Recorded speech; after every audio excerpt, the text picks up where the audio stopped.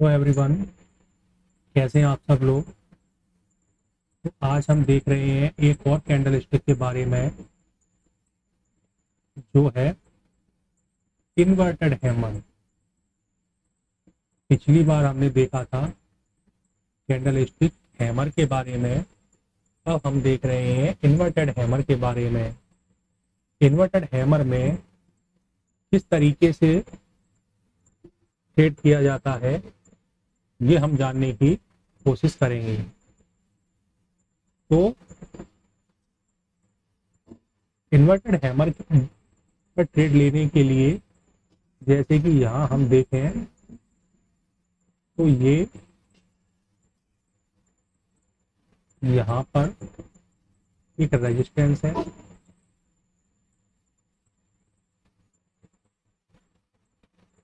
यहाँ पर एक सपोर्ट है। ठीक है, सपोर्ट है। अब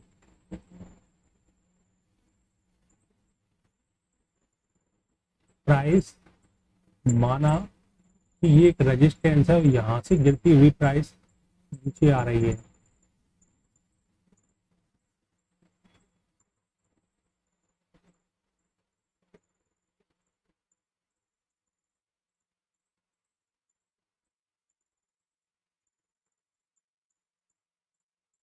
प्राइस नीचे गिरती हुई यहाँ से नीचे आ रही है। इस बीच में जैसे रेड रेड कैंडल आ रही है, तो कुछ ग्रीन कैंडल्स भी आती हैं साथ में।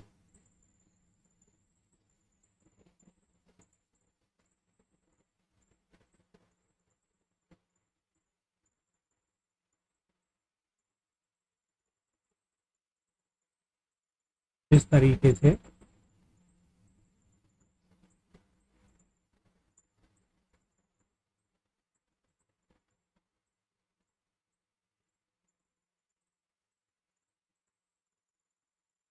रेड कैंडल्स भी आती हैं।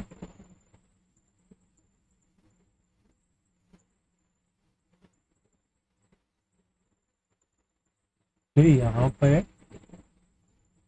इस तरीके से प्राइस नीचे जाती है, और जाने के बाद प्राइस ऊपर जाती है यहाँ पर, और यहाँ पर जाने के बाद प्राइस नीचे आती है। यहाँ पर ये क्लोज करती है। तो ये हो गई यहाँ पर इन्वर्टेड हैमर। Inverted hammer. फिर कोई अगली प्राइस यहाँ पे ओपन होगी, ये थोड़ा नीचे लगाएगी, थोड़ा ऊपर जाएगी, यहाँ पर क्लोज करती है माना। ठीक है, फिर ये यहाँ खुलती है, लो लगाती है, यहाँ क्लोज करती है। अब ये जो इन्वर्टेड हैमर का जो हाई है, इसके हाई के ऊपर प्राइस ने ये सस्टेन कर दिया है। सस्टेन हो गई प्राइस, इस हाई के ऊपर यहाँ गई थी, लेकिन यहाँ भी सस्टेन नहीं हुई। यहाँ के बाद में प्राइस नीचे आ गई, ये ओपन हुई और नीचे आई है, फिर ये यहाँ गई है और यहाँ पर आकर के ये सस्टेन हो गई है। अब जैसे ही प्राइस यहाँ आएगी, यहाँ बाई करना होगा। ठीक है, अब ये प्राइस यहाँ खुलेगी, और खुलने के बाद जैसे ही प्राइस यहाँ आएगी, यहाँ पर बाई की एंट्री की जाएगी।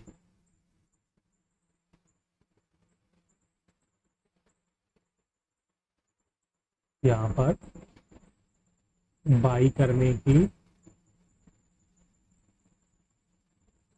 एंट्री की जाएगी।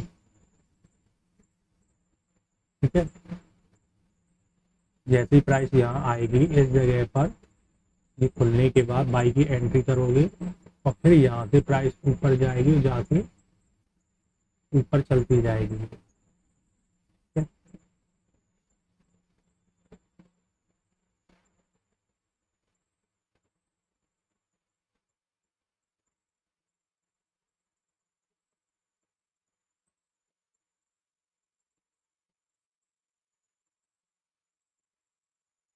तो आपकी एंट्री कहाँ हुई, जब इस प्राइस के ऊपर ये कैंडल सस्टेन कर गई, सस्टेन करने के बाद ये कैंडल जब यहाँ आई तो यहाँ एंट्री हुई।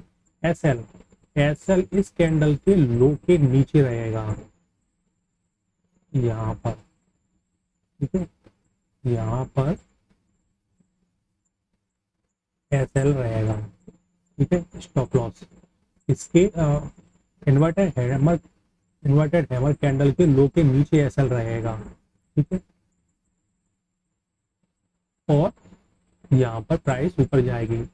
टारगेट के तौर पर जो ये इन्वर्टेड हैमर कैंडल बनी है इसका 1:2 मिनिमम लेने की कोशिश पूरी रहनी ही चाहिए।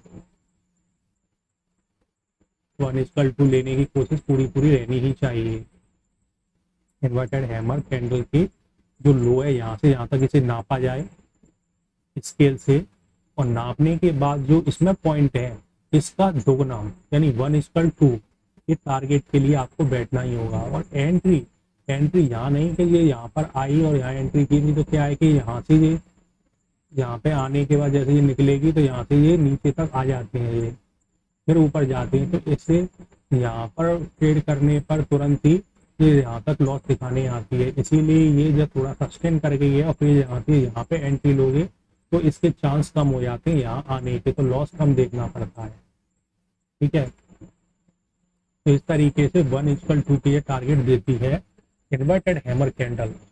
इन्वर्टेड हैमर कैंडल्स दो प्रकार की हो सकती हैं, जैसे कि ये अभी ये ग्रीन बनी है दिखाई है मैंने, रेड भी हो सकती है, जैसे कि ये नीचे आई हो और नीचे ये ओपनिंग, जैसे ये तो ओपनिंग हुई नीचे और नीचे होने के बाद ये ऊपर गई और ऊपर होने के बाद ये यहाँ पे इन्वर्टेड हैमर बन गई ग्रीन में, और ऐसे ही बनेगी रेड में जो कि अपनी ओपनिंग यहाँ करेगी और ओपनिंग करने के बाद ये ऊपर चली जाएगी, जाने के बाद ये लगभग इस टाइप से बना देगी। तो रेड और ग्रीन में ये कि अगर ये इसके ऊपर ही जाएगी सस्टेन करेगी तभी बाई का ट्रेड लिया जाएगा, उससे पहले नहीं लिया जाएगा। तो ये रेड और ग्रीन दोनों ही आ सकती है इन्वर्टेड हैमर, ठीक है। और जब तक आपको टारगेट नहीं मिलता या एसएल नहीं होता, स्टॉप लॉस हिट नहीं होता, तब तक ट्रेड में बने रहना है, तब तक ट्रेड में बने रहना है। टारगेट लेकर ही निकलना है या स्टॉप लॉस लेकर ही निकलना है, तब तक टारगेट में रहना है। तो मिलते हैं फिर एक नेक्स्ट वीडियो में, नेक्स्ट कैंडल स्टिक में। तब तक के लिए आपका धन्यवाद। चैनल को लाइक करें, शेयर करें, सब्सक्राइब करें, ठीक है, धन्यवाद।